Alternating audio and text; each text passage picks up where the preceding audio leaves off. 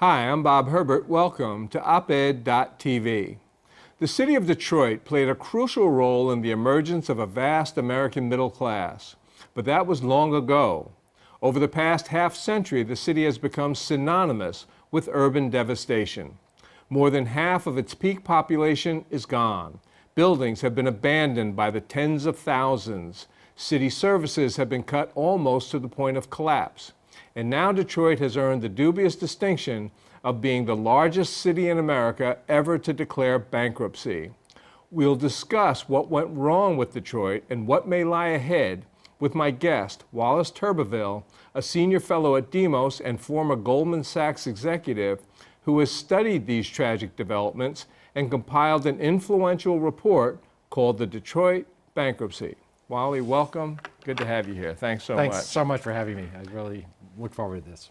So there have, in fact, been some recent developments in the Detroit bankruptcy. So why don't we start with you bringing us up to speed on what's been happening? What's the latest? Well, it's a big week. It's a big week there. Starting September 2nd, the final round of hearings on the plan that was put forth by the emergency manager, who was the person put in charge of the city of Detroit by the state when the state took it over. This is Kevin Orr. Kevin Orr, he's a lawyer for a large law firm in the Midwest, Jones Day. Mm-hmm. And he was seconded to do this job. And he has worked on this for over a year now, and the final plan was put forward, and that plan has to be approved or disapproved by the bankruptcy judge. So lots is happening, this final round of hearings. As everybody's been dealing and wheeling back and forth, now's the time to make your decisions, and that's really what's happened. So going backwards a little bit, today, one of the large finance companies, an insurance company who insured the debt of Detroit in a very controversial $1.4 billion transaction that was done in the Kwame Kilpatrick administration. The notorious Kwame Kilpatrick administration. He's serving time at the pleasure of the state at the moment. But that transaction has been one of the centerpieces of the discussion. This company, it's actually the predecessor to this company, had insured a great deal of that debt. And they were objecting to some of the outcomes in the bankruptcy proceeding. And it was announced at the end of the day yesterday that they had agreed to a settlement. And it was a very complicated transaction, but they've agreed to a settlement where they got a little bit of value out of the city, not so much payment, but some rights to some toll revenues. It's a very complicated deal. But the primary point to that is they were the biggest, most vociferous objector, aside from the public employees and some of the people of Detroit. Right. And they've gone by the side. Then yesterday, it was announced that the huge water and sewage system that the city operates covers 40% of the population of the state of Michigan. It's a huge system. That's a reorganization plan was agreed to, where several of the surrounding counties will have more influence over what goes on. The state will have a say in it. And probably the most significant thing is that of the 1,500 employees of the water and sewer system, 900 will be shifted over to this new regional authority. And one should read the sort of the fine print in that. That's all about pensions and benefits and unions. So that's really what went on there. So that decision, that agreement, the regional agreement with the state and the counties, that was agreed yesterday. So the pathway seems to be becoming fairly clear as to how this bankruptcy will end. So with these agreements falling in place, now the judge has to rule up or down either this proposal or set of agreements. Either they're authorized by the court or it's vetoed and you start over, if I understand it correctly. Well, if the judge goes thumbs down, there's something cleverly called a cram down, which the judge can impose. Oh, he can? He can impose things on creditors.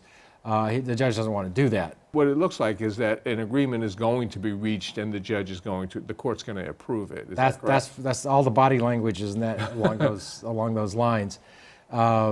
I would guess that if you were Sonorca or one of these other entities, one of the counties, you would be concerned at what that cram down might look like, and that might give you an incentive to come to the table and make an agreement, which I think is probably what's happened. So my question is, the way that it appears to be going now, in your view, and you've looked at this from the beginning, is the potential end result positive in your view, or I should say as positive as you could wish for, or do you have any strong objections to what's been happening?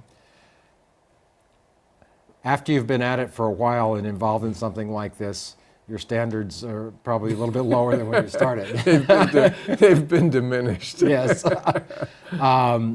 I think that the bankruptcy should have been filed in the first place? No, I think there was a different way to proceed. The absolute warfare that's gone on in Detroit over many things, people in the streets, people at the courthouses, everything else. There's something to be, it's better than it could have been by a long shot. So it's not horrifying. It's not horrifying. At one point it was horrifying, which prompted this report, right. Frankly, is when I first got involved in it, you're talking about the report that you did. Yes, that's and right. And that report, you won't say it, but I can say it. That report had some influence in the way the proceedings unfolded after the report came out. Some positive influence. I believe it did. Yes. I believe it. Objectively, it really did. I mean, especially around the issues regarding some of the financings and some of the things that had gone wrong. And had been very unwise kinds of financings that the city had gotten themselves into, where I believe that there was some responsibility on Wall Street for having gotten them in those financings. Right. And that was objectively just looking at them. That's also just considering some of the players that were involved and how things actually transpired. There was a lot of smoke, as well as some real genuine flames that we were able to call out. Can you just explain the essential difference between a municipal bankruptcy and a corporate bankruptcy? There are big differences in the concerns and in the way it's supposed to unfold. So talk about those differences. There are huge differences. If you hang around long enough, you get to participate in a lot of different events. My first brush with the municipal bankruptcy involved Dennis Kucinich in Cleveland in the late 70s, and I was a young lawyer at that time, and the firm that I worked with was... Kucinich must have been pretty young at the time, too. He was known around my firm as Dennis the Menace, because he was giving everybody a hard time. He was really something. So that was one of the first major bankruptcy-like events. And then there have been a number of them since, certainly nothing on the scale of Detroit. But the main difference is this: if there's a company, there's always the possibility of selling the company. You can dissolve the company, you can sell off its assets, you can have the company merge with another company. It's all about profits and losses. That's not what happens with the city. You can't sell off its fire engines, and right. The city has to continue to operate. So the bankruptcy code recognizes that, and fundamentally the bankruptcy code requires that the resolution of any bankruptcy be done in the context of politics and policy and democracy, which is a good thing. One of the unusual issues with this one was this emergency manager situation. Right. The manager was appointed by the governor. Before the bankruptcy. Yeah. And so the democratic elements were undercut a great deal by the fact that they had someone come in that was running the city with plenary power.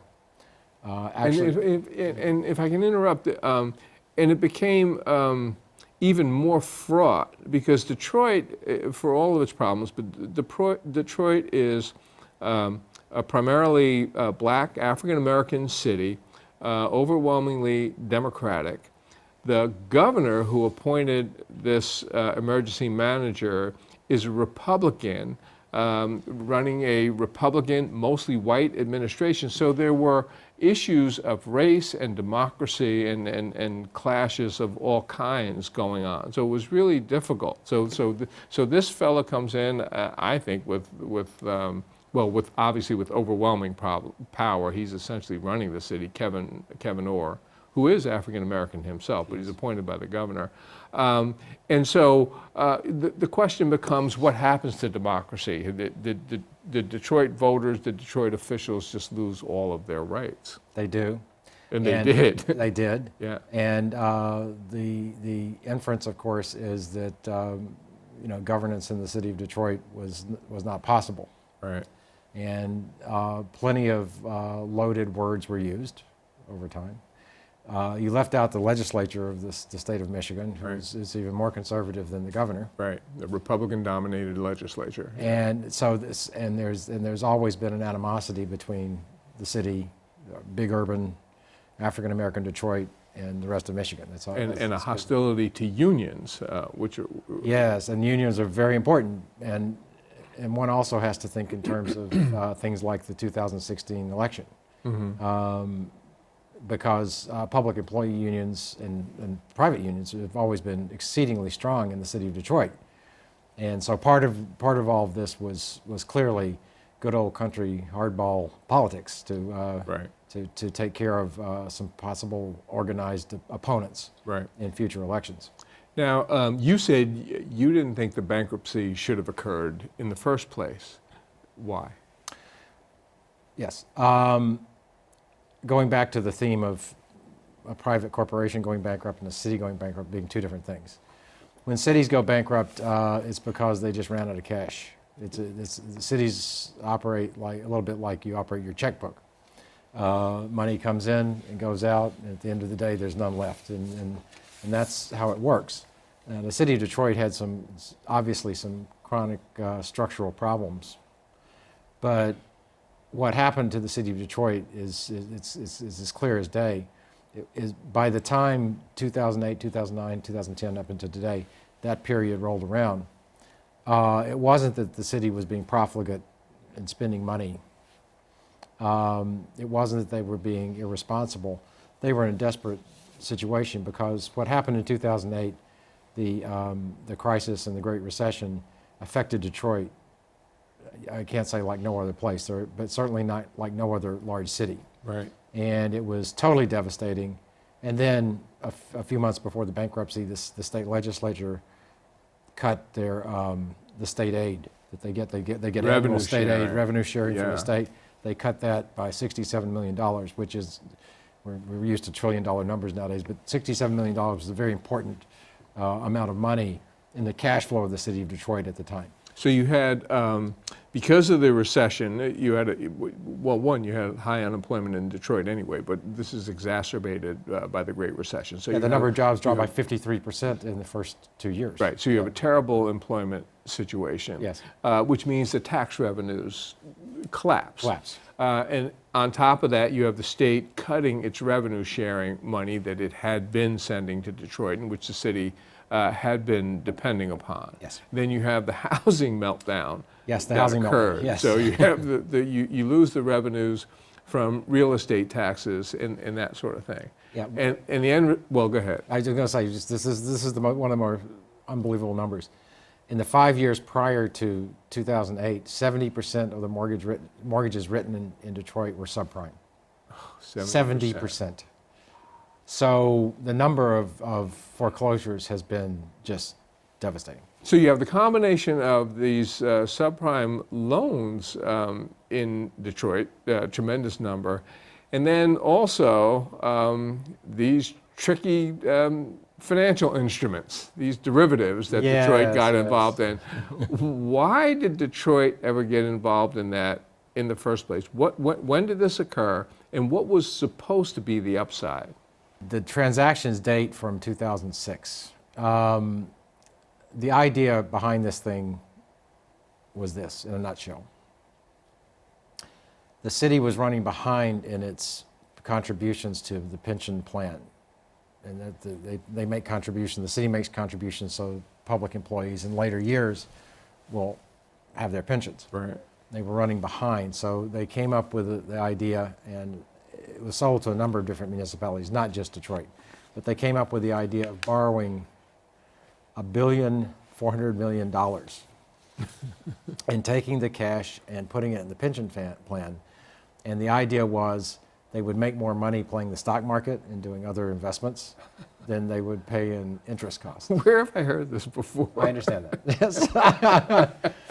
And I mean, and you know, you're talking about a tremendous amount of money, but that's not all, Bob. That's not all. What they went a little further than that. Over half of the transaction, half of it was at a fixed interest rate, like you do a fixed mortgage. Mm-hmm. Half of it was at a floating interest rate, like your floating mortgage. And but that for that half, they went to the banks and to some local banks that were there's some questions about those things too. A small local bank did part of this transaction, and the finance director for the city 4 months later went to work for the small local bank. That revolving door. Yes, I think he was pushing the door a little bit at the time. At any rate, so they took the floating rate part, which was $800 million of the 1.4 billion, and they converted it in a highly technical transaction to fixed rates synthetically in Wall Street using these derivatives. Is what happened. Right. It was synthetically a fixed rate for the 800 million. It was a real fixed rate for the 600 million, Right. and a synthetic fixed rate for the 800 million. I did ask several times if you could do 600, why couldn't you do 1.4 billion? Just do it all. But what does synthetic mean? What's a synthetic fixed rate? Is it fixed or not? Well, it's fixed until it's not. Which is what happens. Which leads you to trouble. And when it becomes not, that's a problem. Right. But, so what happens is, it's a Rube Goldberg kind of a deal.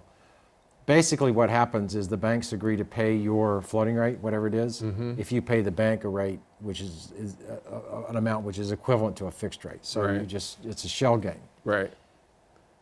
The problem with that is you've got so many players involved. If any piece goes, And if that fluid. floating rate gets out of control, yes, you have a problem. yes. Well, if something goes wrong, especially if the floating rate goes way down, as it turns out, you have a tremendous problem, because at that point in time, if anything went wrong with all the pieces, then you had to pay the banks for the remaining life of the transaction, say 20 years, the difference between the fixed rate and the floating rate. That was what you paid to get out.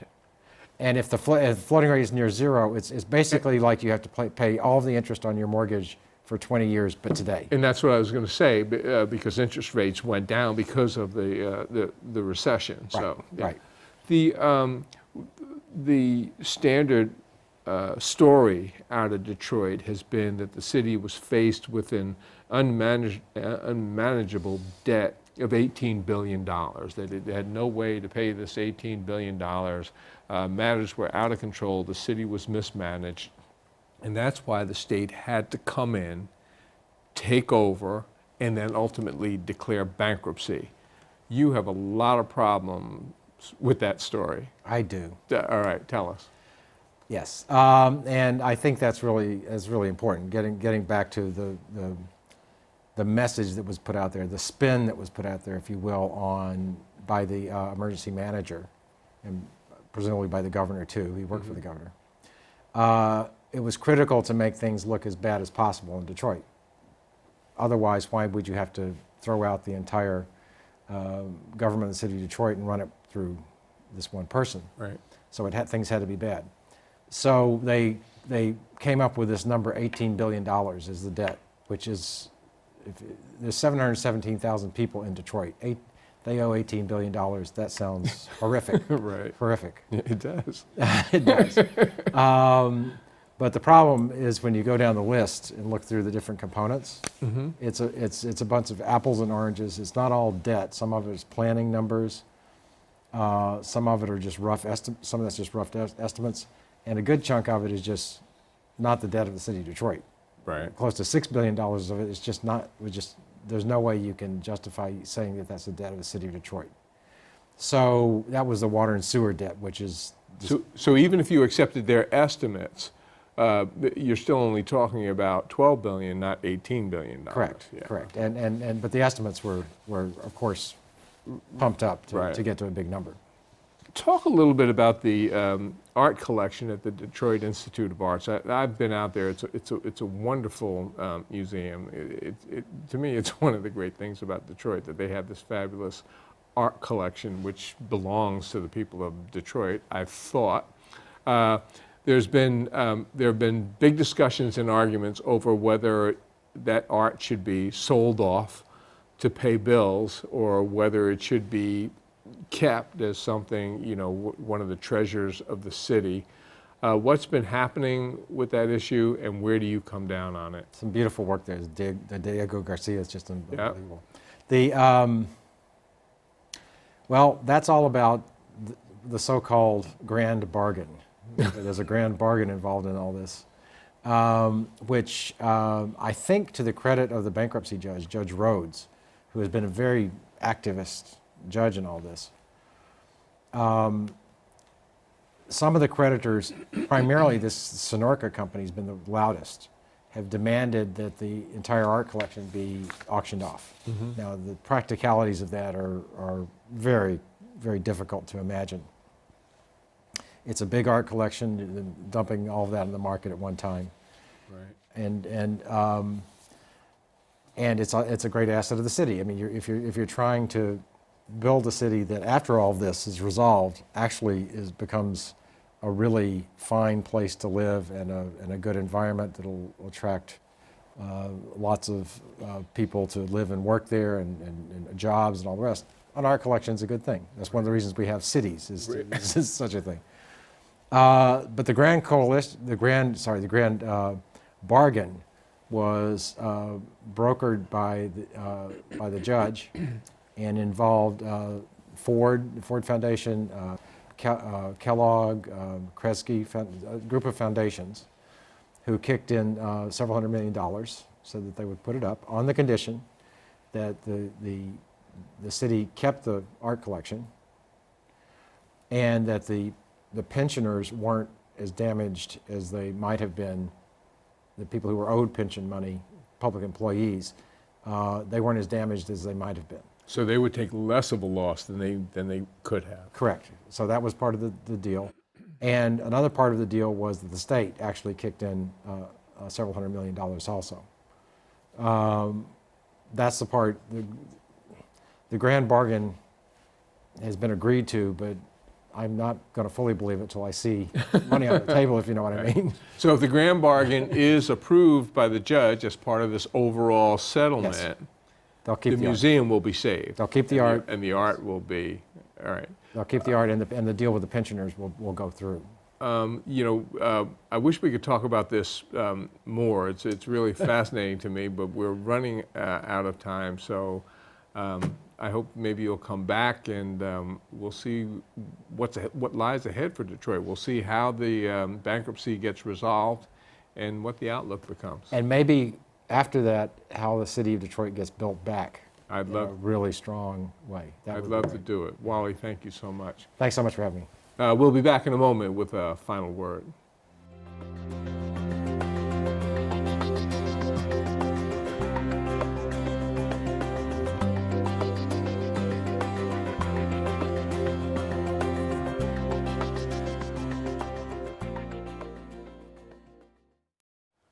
The American public has become more hawkish in the wake of the beheadings of 2 American journalists by the terrorist group Islamic State. According to a Wall Street Journal NBC News poll, nearly 2/3 of respondents want us to confront the group militarily, and more than 1/3 favor the use of airstrikes and U.S. ground forces. The outrage and the desire to respond are easily understandable, but what we are unlikely to hear in this easy talk of warfare is any discussion of sacrifice by the American people. For example, very few people would support increased taxes to pay the costs of going to war. We still owe mind-boggling amounts of money for the wars in Iraq and Afghanistan, in part because, for the first time in U.S. history, we cut taxes rather than raise them during a time of war. On an even more personal level, most American families feel that the burden of actually fighting our wars should be borne by other people's children. Fewer than 1% of the population volunteered to fight in the wars in Iraq and Afghanistan, which is why so many young men and women were sent into the combat zones for multiple tours. Thousands were killed and many thousands were maimed, but the volunteers were just a very tiny portion of the public at large. War is a terrible thing. When a country feels it is necessary to go to war, everyone should sacrifice in some way. Everyone should contribute. That's all for now. See you next time.